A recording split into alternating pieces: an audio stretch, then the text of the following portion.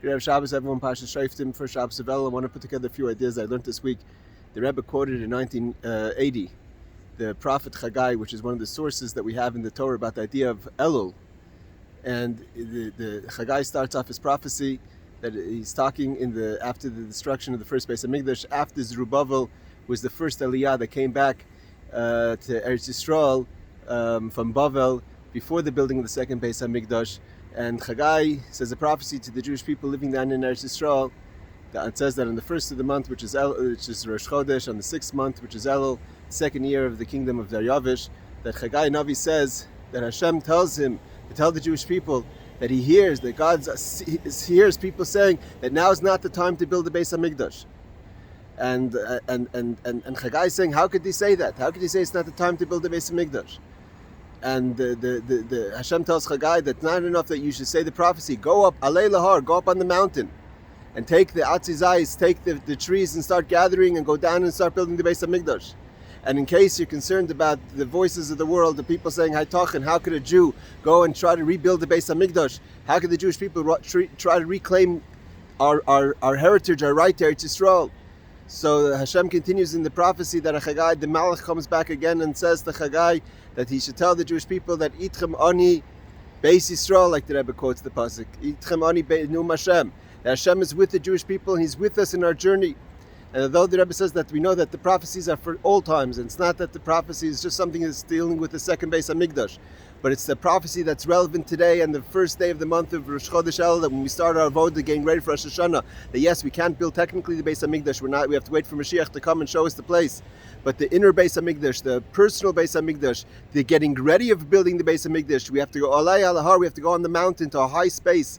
And not just to be in a high space in Ruchnius, but Begashmius, and be a high space in a Geula way, in a redemption way, not to go and scream I'm in Golas, but to scream I'm a free person. And Am Yisrael Chai, and we're able to build the Beis Hamikdash, and we're just waiting for Mashiach. And this is connected to the idea of El, Melech Basar, the kings in the field.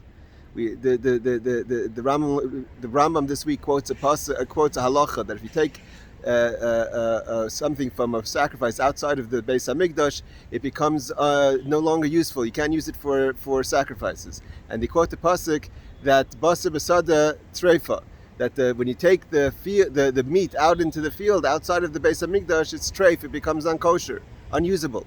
The Rebbe says because the idea of Sada is a place that we know it's not like the city. In a Sada, things are, all kind of people could gather in the Sada. There's Sada that belongs to Esav. There's the Sada that is an opportunity to make a dwelling place for Hashem. Like it says, Melech l'Sada Neva, the king is dependent on the field, because Hashem is dependent on what we do in the field, the choices we make in the field. And at the same time, the king comes to the field to encourage us and to take us out of the field and to be able to take with us all the elevations and all the nitzusis and the sparks that we gathered.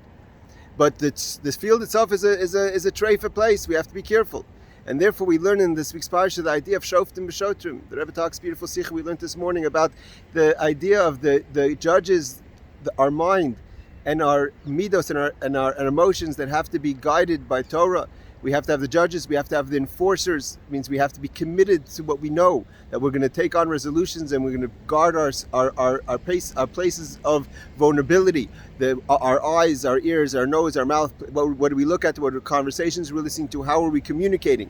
To have a Torah communication and to guard the city. But the end of the parsha talks about what happens if there's a dead person that's found in the field outside the city.